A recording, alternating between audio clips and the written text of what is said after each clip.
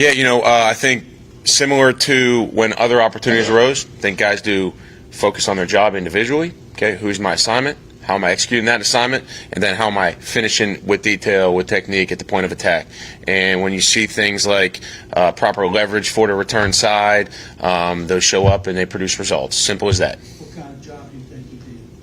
I think he did a good job.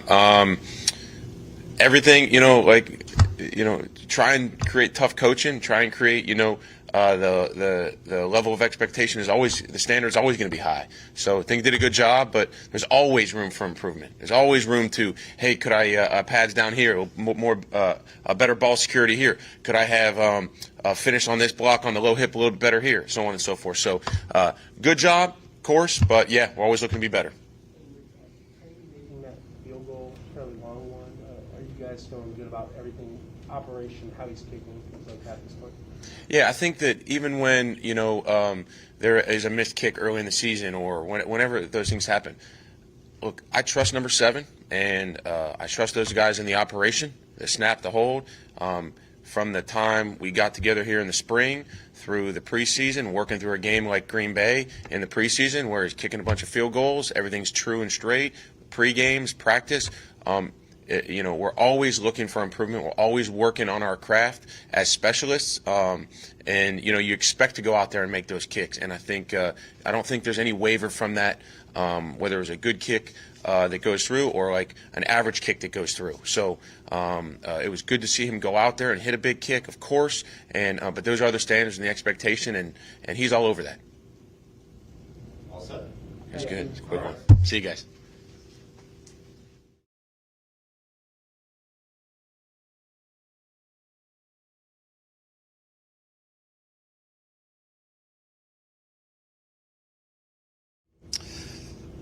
What is Stafford doing now? He's playing, everybody says he's a leading candidate to be the MVP. What's he doing that's making him so effective? Well, John, I think first, it seemed like my entire time I was up north, he was a quarterback with Detroit, so I got a chance to see him play twice a year. I thought he was an outstanding quarterback then, and of course, he's on a better football team now that's kind of highlighting a few of the things that he can do well, but every throw he can make, has a strong arm and tough. He fought through injuries always, mobile enough. He's not a running quarterback, but mobile enough to buy time to get the ball. And I'm talking about intermediate passes, deep balls. Everything I know about him is good. With Cooper Kupp, and they motion him a lot. How big is the communication, the pre-snap, just to find where he is, and then it looks like they're going to obviously do things to create and get him in a passing Yes. lane? Well, I think their offense, you say, what causes you the most trouble? Their offense is kind of based on a lot of pre-snap motions, movement, shifts to kind of get you, run game-wise, even though they're not a running football team, to get you out of a gap, and that's how their runs have been effective. But once you start moving people around, it can cause some indecision. Just him lining up in a stable spot gives you trouble as it is. Receiver-wise, some tough matchups. Of course, you talked about Cooper Kupp, but Woods, Jackson has been in the league for a long period of time. They use their tight end well. It's one of those games. We played a similar team last week that I would say is a passing football team and caused a lot of trouble. It'll be the same this week. With that game against the Cardinals, but the pressure you got to Kyler Murray when you did, what was working about that group, and is that the group you wanted to see out of? Well, as you know, we've used a lot of different combinations. We let a lot of guys play, and once you get to about this time of the year, the players kind of tell you who they are, and we like some of the things happening. It was big getting Ross Blacklock back up last week to give us an additional athletic inside man. Thought Malik Collins played his best game last week. But what our ends have done, especially Jonathan Grenard, he's just been he's played the run well. He can really rush the pass outside. Jacob Morton got good pressure too. We got Chuck Minute who involved last week. But that combination is not like, we don't get off of the plane blitzing. So we rely on our 3-man pressure or our 4-man pressure quite a bit, and they'll need to do the same thing this week, and we believe they can. Who went from inactive the past 2 games to I think he played the most snaps of any defensive lineman on Sunday. What did he show you during the course of the week of practice and in that game that made you feel confident enough to go with him that much? Well, practice, just, good play throughout. Each week it's a different combination that you're going with. Sometimes the numbers, we keep track of the plays, and we want all of it. If you dress, we want you to get all players get about the same amount of plays. Situation kind of dictated a little bit. But Chuck has been doing a good job. It's just the numbers hadn't allowed him to play. It worked out that way for him this week. But our entire defensive line played pretty good last week. Grenard's production is obviously showing up on the field. I'm sorry? Grenard's production is obviously showing up on the field, but how have you seen, maybe in practice, maybe in meetings, him improve from the first time you started coaching him to now? What we've seen is that, he had an injury early, and that knocked him back a little bit. And he didn't dress, I think, a few games. I don't know 5 or so games he's played in. But what we've seen from him, he comes to work every day. He plays hard, he's coachable, and he's a young player that's developing his game still. I'm anxious to see how far he can go with it. What are you seeing on how opposing offenses are attacking you guys in the middle of the field and along the sidelines, and how you guys are defending those areas? Well, last week, probably the worst thing one area that we have to make improvements on is a big play. And you mentioned the sideline, was it 3rd and 2,000 yards, seemed like, 3rd and 38, whatever it was. You just can't have those. You can't give up those type of plays. As far as attacking us down, we play cover 2. If you're a cover 2 football team, you're going to get attacked down the middle of the field. That can be a benefit to us also of knowing that. But, again, coverage is about a front, making the quarterback get the ball out. And then from there, as I see it, people attacking us in those areas, I see it as an opportunity for us to get more interceptions is how we look at it. They'll continue to do that, and we'll need to play the ball better, and we will. Back there, do you feel like with Christian's injury, do you feel like he can play through that with the thumb injury that he has? And what do you feel like about Common Kruger-Hill overall, what he's doing with all that? Well, talking about Kristen, we hope he can. He's the quarterback of our defense. Everything goes through Kristen Kirksey, and he's a good football player, and he's played outstanding ball for us. So we hope that'll be the case. Talk about Camus, Kruger-Hill. He's played a lot of spots for us. Special teams. He's played our will, our Sam position, our 2 outside linebacker positions. He's moved into the lead guy in nickel situations for us. He can do an awful lot, and he's a player that's also growing, and I'm anxious to see him take another step. We say he'll get the communication device if Kirksey can't play. That is an option, John, yes. Typically, the guys who get the helmet would be the ones that, Mike linebackers per se. So Neville Hewitt, of course, has one, and we'll see on that next one. Look, you mentioned that you guys obviously play a lot of cover 2. That is kind of your identity. How much do you believe in disguising what you do before the snap? How do you determine what is kind of the right amount to do of that versus overdoing it? Well, I think there's the only way to disguise work if people assume you're going to be in a certain thing when you pre-snap, give that. So, base part of what we do is that. It's not like we just line up in cover 2 and play cover 2. We'll show single high, play 2. We'll show 2 deep, play single high. So we have all of that as a base part of what we do each week. You mentioned interceptions and maybe the middle of the field being at y'all's advantage a little bit. Lion Johnson got an interception. What are you seeing from Lonnie, just in terms of his growth? Obviously, he's still new to the position. Where is he at in his development right now? Well, if you look, when if you're a safety with 3 interceptions, that's that's a pretty good amount. Our safeties have an opportunity to make plays, though. Any of the the deep balls that we've talked about. When you're a zone football team, as I see it, as an opportunity to make plays. Our safeties should have interceptions, and they both have some. Of course, they'll say that there's some we've left out there on the football field. And when you're a young football player, we just expect you to get better and better each week, and especially when you're playing passing football teams. But it's just not that playing the pass as we look at our safeties. It's playing the run. We've had a few missed tackles we got to clean up and some things like that. Now, did you see teams focusing on Bernard more? And if they haven't yet, obviously they're going to. How do you tell him to deal with a different plan of attack when they're focused? Well, as a compliment, John, when teams start looking at you that way. But for the most part, Jonathan plays to our three technique side. So he'll be with our three technique with Malik. And it's hard, so we feel like one of them will get a favorable matchup in passing situation. And if that does happen, now it's about the other side. Eventually, you only have so many guys that could dictate double cover, double protection or something like that. That should open up some opportunities for Jacob Martin and guys like that. Last one. You mentioned that Malik Collins had his best game. Why was that? I mean, I don't know exactly why. Malik Collins, I'm talking. You see his life. Well, I'm saying when I say his best, he kind of showed up. Malik didn't have a sack until last week. That's a big thing for a lineman to get a sack. But Malik Collins has played well throughout. He's been disruptive, and a lot of times our three technique is the one that garners a little bit of double coverage.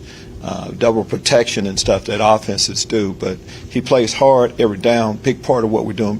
Pleased with how he's done, and he's a guy that can take another step. I mentioned Ross Blacklock too, athletic big man, and just that combination of that group of 8 guys we feel good about. Last one, Eric. Stafford, he has only been sacked 7 times. He's not hit a lot. Obviously, he knows how to get the ball out, but how much is that Andrew Whitworth and those guys up front? What do you see from that offensive line? Well, Andrew has been around a while. There's a reason why. He's an excellent football player, but we can't go in looking at it like that. People they know what we're going to do. I mean, we have to be able to get pressure. If they're getting the ball out quickly, we have to see it and be able to react quickly. And if they're holding the football, that's time we're going to have an opportunity to not only get pressured, but to get sacks and things like that, which will hopefully lead to, more takeaways that we need to get. Thanks, everyone. Thank you.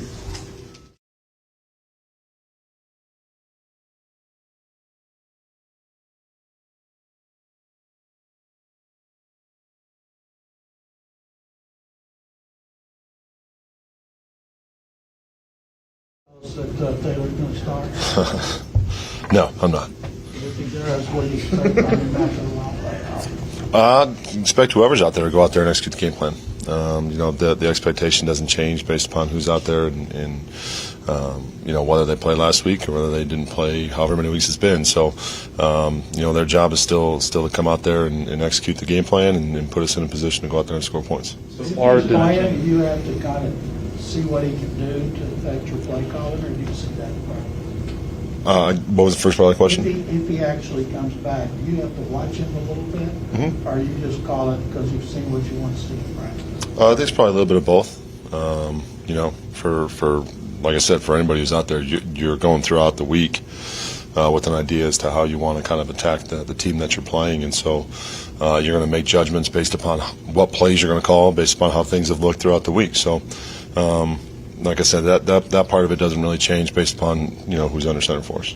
So you guys traded Mark Ingram to the Saints, and now with him being your leading rusher, what do you see as far as roles for David Johnson and Philip Lindsay, and also do you see Scotty Phillips filling in as well? Yeah, and throw Rex in there too. All those guys have to do a good job of kind of picking it up. There's just due to numbers, there's going to be more carries for those guys and more opportunities to be able to go out there and make plays. So we've got a good room, still have a good room there with guys that again still have different skill sets. So it's our job to find different ways to get the ball to them and to put them in a spot to help us move the football and score points. I know y'all have a plan for Aaron Donald, but how does he affect play calling? Yeah, I mean, he's as disruptive as a player as we've seen. They do a really good job of moving him around, so you can't really pinpoint exactly where he's going to be on every play. Have to be able to kind of build in some safeguards there to you're expecting him to be in a certain spot, and if he's not, what are you going to do to prevent him from making a game-wrecking play? Because on every snap, he's got the ability to do that. As the trade deadline approaches, how do you approach preparing to shift around possibly your offense a little bit to fill in pieces? Yeah, I mean, we've got the guys that are in the meeting room right now, and we're getting ready to go out there and win a football game. So, not really giving much thought to that. Back to Donald real quick. Do you have to prepare the quarterback differently, considering you got one that's a veteran in Tyrod versus one who's a rookie in Davis, in terms of how you prepare them for Aaron Donald? I mean, not really, because again, whoever's out there, they're going to have the same job. It's not like he's going to take it easy on a rookie. So we got to make sure they're both as prepared as they can be when they step out on the field to handle anything that they may throw at us. Like Jalen Ramsey for your time games against him, he was with Jacksonville. What kind of challenge does he present as far as a threat to pick up the ball? Yeah, he's he's big, he's long, he's strong, he's fast. He's got really great ball skills. He's very instinctive. They're using him more as a blitzer probably than what we saw when he was in Jacksonville. He's a really good player.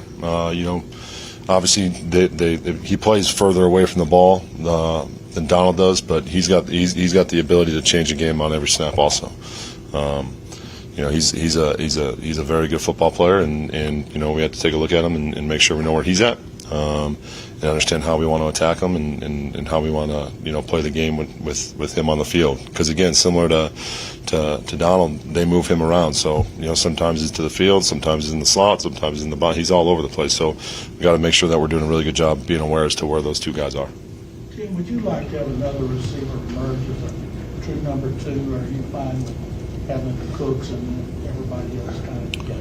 Yeah, I think we're always looking for those guys to take the next step. They've all made big plays for us. Looking at Danny when he was here the first week, going out there, and he was here for 3 days, and he went out and had a couple first down catches and a touchdown. You look at Nico, the first play of the Cleveland game, he ended up having the explosive play for put us in a position there to get the drive going. You look at Chris, made some really big plays against us or against New England a couple weeks ago, and Chris Moore did the same thing. So they've all done a good job of making plays. We're just looking for, again, another consistent someone to be able to do that throughout the entire game, and I think they've all taken steps in that direction throughout the past couple weeks. In terms of fixing mental mistakes offensively, practice times have been shortened over the years. Does that make it any more difficult to kind of drill those out of players? Yeah, if we had it our way, we'd be practicing, forever. But we can't do anything about the rules, and obviously the most important thing is that our guys are fresh and feeling good and getting their bodies right, and while still learning the game plan and being able to execute the game plan. So we're going to continue to work with the MAs and with the different fundamentals and things along those lines, and make sure we're really stressing the fundamentals, because at the end of the day, that's what's come down to. With the time allotted, how do you try and drill that out, I guess?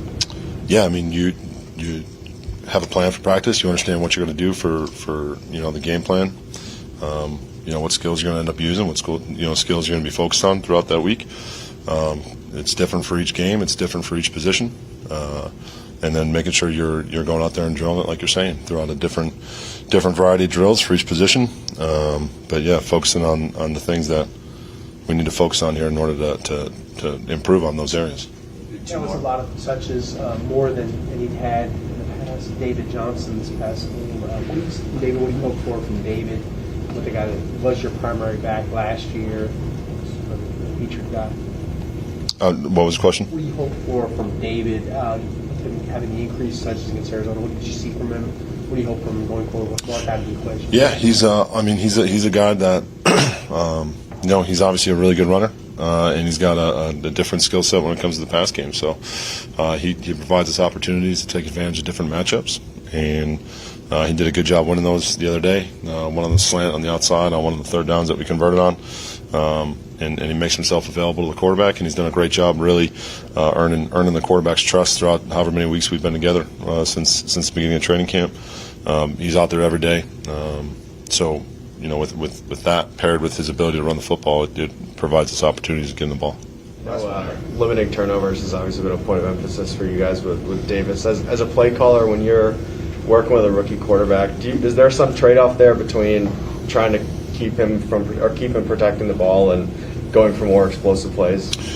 Sure. And again, I think that's part of the learning process and making sure that ultimately he understands like his number one job is to protect the football, right? And then his number two job is to score as many points. So, yeah, it's possible. But yeah, we don't want to. No matter who's back there, we never want to put them in a position where they're compromising the football or making poor decisions or feel like they have to try to, jam the ball down the field.